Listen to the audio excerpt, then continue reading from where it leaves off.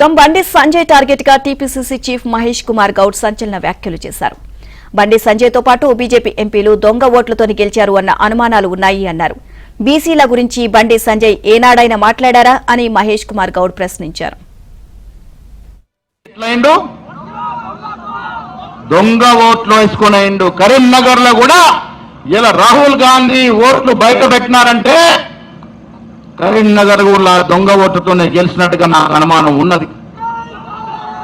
ఈ 8 మంది గెలిచిన పార్లమెంట్ సభ్యులు దొంగోట్లతోనే గెలిచారనే అనుమానం నాకున్నది. అది ఎందుకంటే రాహుల్ గాంధీ బయట పెట్టిన రుజువులు చూస్తుంటే ఒక్కొక్కడికి ఓటు జగిత్యాలలో ఉన్నది, కరీంనగర్లో ఉన్నది, చొప్పదండిలో ఉన్నది, వేములవాడలో ఉన్నది. ఎట్లుంటుందయ్యా? పొద్దున్న లేచాడు 4 నియోజకవర్గాల్లో ఓటేసిండు, అందుకే బండి సంజయ్ గెలిచిండు. లేకుండా బండి సంజయ్ గెలిచే మనిషి లేదు. తనకు తాను బీసీ నాయకుడిని చెప్పుకుంటాడు.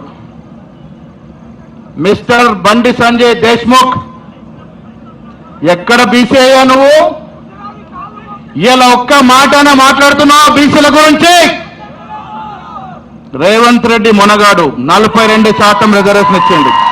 మున్నూరు కాపు ముద్దు బిడ్డ బండి సంజయ్ ఏం చేస్తున్నావా? నువ్వు ఢిల్లీకి వెళ్ళి కిషన్ రెడ్డి కాళ్లకు మడుగులు వచ్చుతావా? కిషన్ రెడ్డి మాటలిని, రామచంద్రరావు మాటలిని బీసీల గురించి మాట్లాడడానికి జంకుతున్నావు. నువ్వేం లీడర్ అయ్యా? నేను కూడా బండి సంజయ్ 2 సార్లు గెలిచిందంటే కొత్త పట్టు పటమ ఉందనుకున్నా.